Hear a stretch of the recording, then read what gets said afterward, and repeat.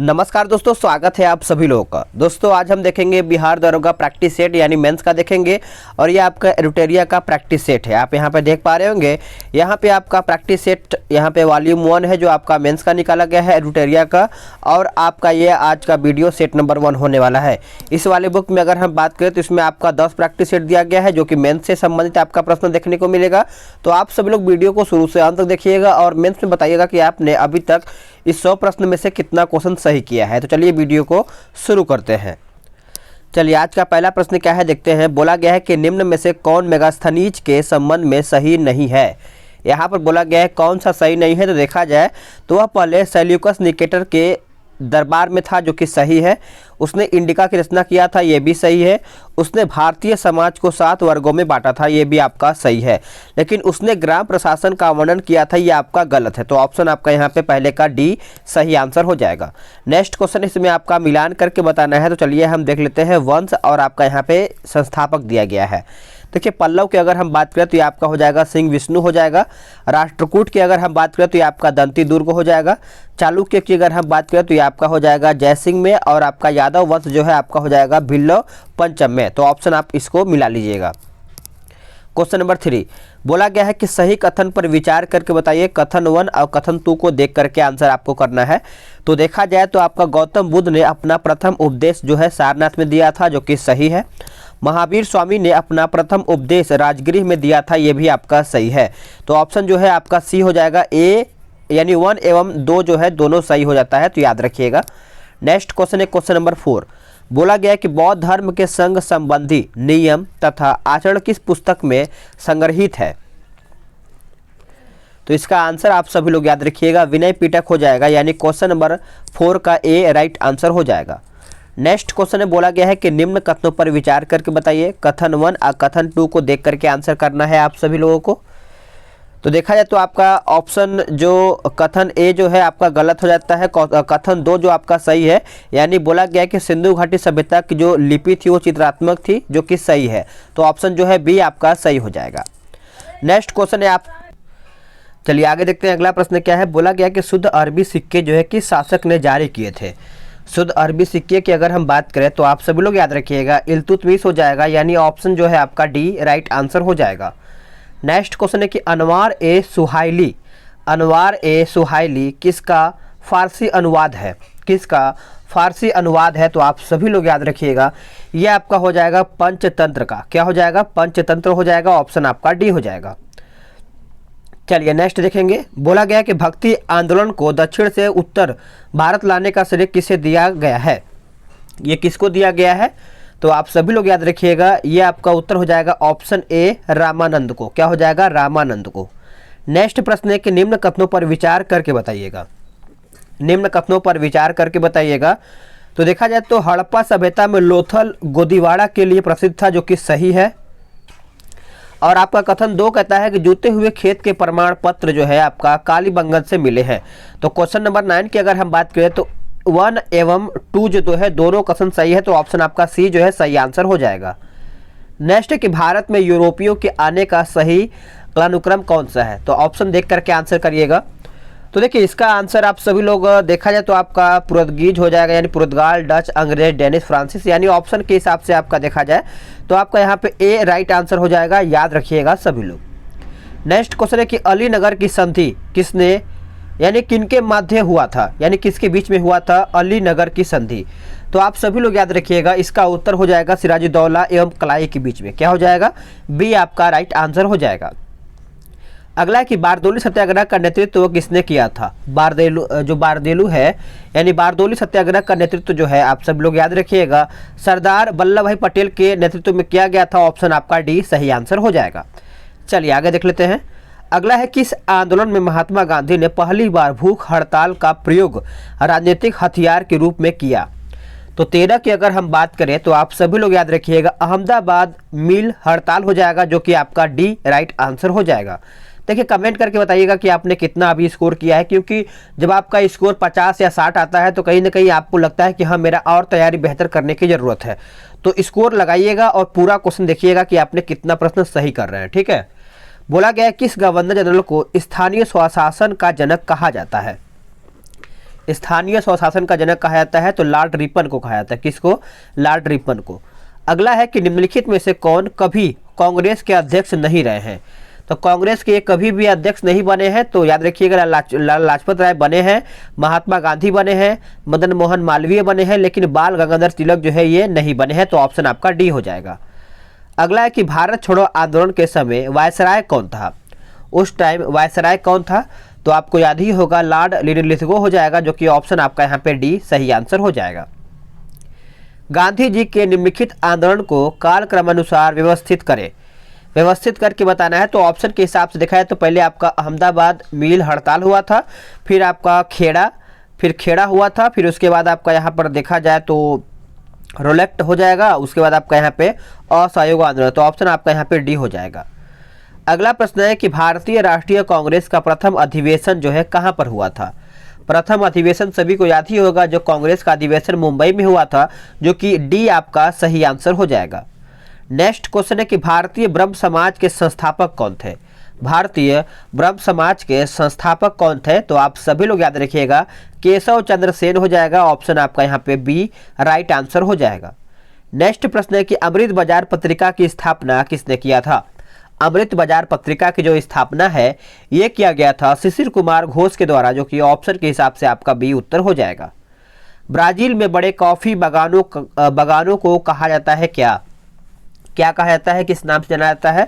तो आपका हो जाएगा ऑप्शन डी फेजेंडा। क्या हो जाएगा? फेजेंडा आपका राइट आंसर हो जाएगा। अगला प्रश्न है कि निम्न में से कौन सा एक ठंडा महासागरीय धारा नहीं है? तो महासागरीय धारा नहीं है तो देखा जाए तो आपका अगुलहार जो है ये आपका नहीं है, बाकी आपका कैनरी हो जाएगा, ओयासियो हो जाएगा, हम्बोल्ट, ये सब आपका जो क्या हो जाएगा ठंडी महासागरी के अंतर्गत आते हैं। अगला है कि निम्नलिखित में से कौन सा जोड़ा सही ढंग से मेल नहीं खाता है? तो सही ढंग से मेल नहीं खाता है तो देखा जाए तो आपका सरदार सरोवर बांध जो है नर्मदा हो जाएगा, जो कि नर्मदा नदी सही हो जाता है। उसके बाद आपका तिलैया डैम बांध, ये आपका कोनार नदी नहीं होगा, ये आपका बराकर नदी होगा। क्या होगा? बराकर नदी। बाकी आपका गांधी सागर बांध, ये आपका चंबल नदी सही है। नागा अर्जुन सागर बांध, ये आपका कृष्णा नदी, ये भी आपका सही है। चलिए आगे देखते हैं अगला प्रश्न आपका क्या बोलता है। अगला प्रश्न है कि मिश्रित खेती की प्रमुख विशेषता निम्नलिखित में से कौन सी है? बताइएगा कौन सी विशेषता है? तो सही आंसर आपका हो जाएगा ऑप्शन सी पशुओं का पालन और फसलों की एक साथ खेती। यानी ऑप्शन के हिसाब से आपका 24 का, थोड़ा बहुत आप सभी लोग को बाहर की आवाज़ आ रहा होगा तो इसको आप इग्नोर कीजिएगा, ठीक है। तो 24 का उत्तर अगर हम देखें तो आपका सी उत्तर हो जाएगा पशुओं का पालन और फसलों की एक साथ खेती, यानी ऑप्शन आपका सी हो जाएगा। नेक्स्ट क्वेश्चन की भीतरकर्णिका जो विश्व धरोहर सूची में शामिल है वो कहाँ पर अवस्थित है? बताइएगा। 25 की अगर हम बात करें तो आप सभी लोग याद रखिएगा भीतरकर्णिका जो है आपका उड़ीसा में है, ये आपका राइट आंसर हो जाएगा। नेक्स्ट क्वेश्चन की दोदा बेटा चोटी निम्नलिखित में से किस पर्वत श्रृंखला पर स्थित है? ये कौन से पर्वत श्रृंखला पर स्थित है? तो आप सभी लोग याद रखिएगा ये आपका नीलगिरी पहाड़ियाँ हो जाएगा, जो कि आपका ए राइट आंसर हो जाएगा। नेक्स्ट प्रश्न है कि निम्नलिखित में से कौन सा राज्य बॉक्साइट का सबसे बड़ा उत्पादक राज्य है? बॉक्साइट की अगर हम बात करें तो आप सभी लोग बताइएगा, इसका आंसर आपका हो जाएगा ऑप्शन सी उड़ीसा हो जाएगा। क्या हो जाएगा? उड़ीसा राज्य। नेक्स्ट प्रश्न है कि सतपुड़ा रेंज की सबसे ऊंची चोटी कौन सी है? सतपुड़ा रेंज की सबसे ऊंची चोटी की अगर हम बात करें तो ये आपका हो जाएगा धूपगढ़ी। क्या हो जाएगा? धूपगढ़ी हो जाएगा। ऑप्शन आपका बी हो जाएगा। नेक्स्ट प्रश्न है, बोला गया है कि वाव एवं मंडव किस किस को जोड़ती है? किस किस को ये जोड़ता है? तो आप सभी लोग याद रखिएगा लाल सागर एवं अरब सागर, यानी ऑप्शन के हिसाब से आपका ए राइट आंसर हो जाएगा। नेक्स्ट प्रश्न है, कोयना नदी किसकी सहायक नदी है? कोयना नदी जो है ये आपका किसका सहायक नदी है? तो आप सभी लोग याद रखिएगा ये कृष्णा नदी हो जाएगा, जो कि आपका ए राइट आंसर हो जाएगा। आगे देखेंगे। अगला प्रश्न क्या है कि तुलबुल परियोजना किस राज्य या फिर केंद्र शासित प्रदेश में स्थित है? तुलबुल परियोजना, तो आप सभी लोग याद रखिएगा आपका ये जम्मू और कश्मीर हो जाएगा। 31 का ए राइट आंसर हो जाएगा। नेक्स्ट प्रश्न क्या है कि शीत ऋतु में भारत के उत्तरी भाग में वर्षा होता है? शीत ऋतु में भारत के उत्तरी भाग में वर्षा होता है, तो ऑप्शन के हिसाब से आप देखा जाए तो आपका उत्तर क्या हो जाएगा? तो इसका आंसर हम देखें तो आपका हो जाएगा ऑप्शन सी पश्चिमी विक्षोभ से हो जाएगा, यानी सी आपका राइट आंसर हो जाएगा। नेक्स्ट क्वेश्चन में बोला गया है कि भारतीय संविधान की प्रस्तावना में से किस स्वतंत्रता का उल्लेख नहीं है? तो 33 की अगर हम बात करें तो आप सभी लोग याद रखिएगा आर्थिक स्वतंत्रता हो जाएगा, ऑप्शन आपका डी हो जाएगा। आगे देखेंगे अगला प्रश्न क्या है कि भारत के उपराष्ट्रपति को पद से हटाने का प्रस्ताव प्रस्तुत किया जा सकता है कौन से यानी कहां से। तो देखिए आप सभी लोग याद रखिएगा उपराष्ट्रपति की अगर हम बात करें तो ये आपका केवल राज्यसभा में ये आपका प्रस्तुत पारित होता है, यानी ऑप्शन आपका 34 का ए हो जाएगा। नेक्स्ट प्रश्न है क्वेश्चन नंबर 35। बोला गया है कि निम्न में से कौन सा मूल अधिकार राष्ट्रीय आपातकाल में भी समाप्त या सीमित नहीं किया जा सकता है। तो 35 की अगर हम बात करें तो ये आपका हो जाएगा अपराध के लिए दोषसिद्धि के लिए संरक्षण में यानी अनुच्छेद आपका 20 और प्राण एवं दैहिक स्वतंत्रता का अधिकार अनुच्छेद आपका 21। तो ऑप्शन आपका यहाँ पे डी राइट आंसर हो जाएगा, ए और बी दोनों। अगला प्रश्न है कि संविधान के किस अनुच्छेद के तहत पंचायतों में अनुसूचित जातियों, अनुसूचित जनजातियों तथा महिलाओं के लिए स्थानों के आरक्षण का प्रावधान किया गया है। तो सही आंसर आपका हो जाएगा अनुच्छेद 243 डी हो जाएगा, याद रखिएगा डी करेक्ट आंसर हो जाएगा। चलिए आगे देखेंगे अगला प्रश्न है। बोला गया केंद्र और राज्यों के बीच होने वाले विवादों का निर्णय करने की उच्चतम न्यायालय की शक्ति निम्न में से किसके अंतर्गत आती है। ये किसके अंतर्गत आता है तो आप सभी लोग याद रखिएगा प्रारंभिक अधिकारिता हो जाएगा, ऑप्शन आपका यहाँ पे बी राइट आंसर हो जाएगा। निम्नलिखित में से किस राज्य में विधान परिषद की स्थापना नहीं किया गया है। विधान परिषद की स्थापना जो है नहीं किया गया है, तो आप सब लोग याद रखिएगा तमिलनाडु जो राज्य है आपका इसमें आपका नहीं किया गया है, ऑप्शन आपका डी हो जाएगा। भारतीय संविधान के भाग 4 में दिए गए राज्य के नीति निर्देशक सिद्धांतों में से निम्न में से कौन सूचीबद्ध है। तो कौन सूचीबद्ध है राज्य के नीति निर्देशक तत्व में, तो आप सब लोग याद रखिएगा समान न्याय एवं निःशुल्क कानूनी सहायता जो कि इसमें आपका दिया गया है, सहकारी समितियों को प्रोत्साहन, अंतर्राष्ट्रीय शांति एवं सुरक्षा को प्रोत्साहन। तो ऑप्शन आपका उपरोक्त में से सभी हो जाएगा। अगला प्रश्न है क्वेश्चन नंबर 40। बोला गया है कि निम्न में से उन मूल अधिकारों का चयन करें जो भारतीय नागरिकों को प्राप्त है परंतु गैर नागरिकों को नहीं प्राप्त है। तो इसका आंसर अगर हम देखें तो ये आपका हो जाएगा ऑप्शन सी 2, 3, 4। केवल धर्म, मूल, वंश, जाति, लिंग, जन्म स्थान के आधार पर यानी विभेद का प्रतिषेध, लोक नियोजन के विषय में अवसर की समता, अल्पसंख्यकों के हितों का संरक्षण। तो ऑप्शन आपका डी, ऑप्शन आपका जो है सी है, सही हो जाएगा। आगे देखेंगे अगला प्रश्न क्या है कि संविधान के किस अनुच्छेद के अंतर्गत किसी राज्य की विधान सभा में अनुसूचित जातियों तथा अनुसूचित जनजातियों के लिए आरक्षण का प्रावधान किया गया है। तो 41 की अगर हम बात करें तो आपका अनुच्छेद 332 हो जाएगा, ऑप्शन आपका यहाँ पे सी हो जाएगा। आगे देखेंगे क्वेश्चन नंबर 42। बोला गया है कि राज्य लोक सेवा आयोग के अध्यक्ष व सदस्य अपने पद से किसके द्वारा हटाए जा सकते हैं। ये किसके द्वारा हटाए जा सकते हैं तो आप सभी लोग याद रखिएगा राष्ट्रपति हो जाएगा। 42 का अगर हम बात करें तो ए आपका सही आंसर हो जाएगा। चलिए आगे देखते हैं अगला प्रश्न क्या है। बोला गया है कि क्वेश्चन नंबर 43 कि किस संविधान संशोधन अधिनियम द्वारा सांसदों तथा विधायकों के एक राजनीतिक दल से दूसरे दल में दल परिवर्तन के आधार पर निर्भरता के बारे में प्रावधान किया गया है। तो आप सभी लोग याद रखिएगा, आपको याद ही होगा, जो कि 52वां हो जाएगा, ऑप्शन आपका यहाँ पे सी करेक्ट आंसर हो जाएगा। अगला कि भारत के राष्ट्रपति में से कौन बिहार के राज्यपाल रह चुके हैं। तो कौन रह चुके हैं तो आपको याद ही होगा, जबकि डॉक्टर जाकिर हुसैन हो जाएगा और रामनाथ कोविंद हो जाएगा। तो ऑप्शन आपका यहाँ पे डी राइट आंसर हो जाएगा। स्वतंत्र भारत के राज्यसभा के प्रथम सभापति कौन थे। स्वतंत्र भारत के राज्यसभा के प्रथम सभापति कौन थे तो डॉक्टर सर्वपल्ली राधाकृष्णन हो जाएगा, ऑप्शन आपका यहाँ पे बी करेक्ट आंसर हो जाएगा। अगला प्रश्न क्या है कि भारत में ऑपरेशन फ्लड के प्रणेता कौन थे, बताइएगा। 46 की आंसर क्या होगा तो ये आपका वर्गीज कुरियन हो जाएगा, जो कि ए आपका यहाँ पे सही आंसर हो जाएगा, आप सभी लोग याद रखिएगा। अगला प्रश्न क्या है कि मुद्रा के अवमूल्यन यानी अवमूल्यन का तात्पर्य क्या है। मुद्रा का अवमूल्यन का तात्पर्य क्या है तो इसका सही आंसर आपका हो जाएगा घरेलू मुद्रा के बाह्य मूल्य में कमी करना। घरेलू मुद्रा के बाह्य मूल्य में कमी करना, यानी ऑप्शन आपका यहाँ पे बी हो जाएगा। नेक्स्ट प्रश्न है, बोला गया है कि निम्न में से कौन सा सूचकांक यूएनडीपी द्वारा जारी नहीं किया जाता है। यूएनडीपी द्वारा जारी नहीं किया जाता है तो आपका उत्तर हो जाएगा ऑप्शन डी पर्यावरण गुणवत्ता सूचकांक, यानी ऑप्शन आपका जो डी है ये आपका जारी नहीं होता है। जो जारी होता है उसको हम देखेंगे यूएनडीपी द्वारा। ये आपका मानव विकास सूचकांक हो जाएगा, बहुआयामी निर्धनता सूचकांक हो जाएगा, लैंगिक यानी असमानता सूचकांक हो जाएगा। आप इसको अच्छे से याद रखिएगा।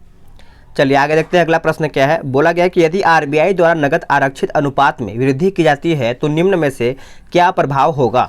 चलिए बताइएगा, इसका सही आंसर 49 का क्या होगा। तो देखिए मुद्रा आपूर्ति में कमी हो जाएगा, यानी बी आपका 49 का राइट आंसर हो जाएगा, याद रखिएगा। अगला प्रश्न क्या है कि नाबार्ड के संबंध में निम्नलिखित कथनों पर विचार करके बताइएगा। नाबार्ड के संबंध में देखा जाए तो आपका नाबार्ड का जो गठन है 1982 में हुआ था, जो कि सही है। नाबार्ड कृषि क्षेत्र को साख सुविधा प्रदान करता है, ये भी आपका सही, यानी आपका जो इस ऑप्शन होगा ये आपका सभी हो जाएगा, यानी सभी ऑप्शन जो है आपका सही है। ठीक है, आगे देखेंगे। बोला गया है कि निम्नलिखित में से कौन सा एक विश्व बैंक समूह में शामिल नहीं है। कौन सा इसमें बैंक विश्व समूह में शामिल नहीं है, तो याद रखिएगा व्यापार व प्रशुल्क पर सामान्य समझौता, ये आपका शामिल इसमें नहीं है। ऑप्शन आपका जो डी है गलत हो जाएगा। अगला प्रश्न क्या है कि विशेष आहरण अधिकार एसडीआर क्या है। विशेष आहरण अधिकार जो है ये आपका क्या है, तो याद रखिएगा आईएमएफ की एक मुद्रा है। ऑप्शन आपका यहाँ पे 52 का डी राइट आंसर हो जाएगा। नेक्स्ट क्वेश्चन है कि इनमें से कौन सदिश राशि नहीं है। इनमें से कौन सदिश राशि नहीं है, तो आंसर याद रखिएगा सभी लोग, इसका क्या होगा।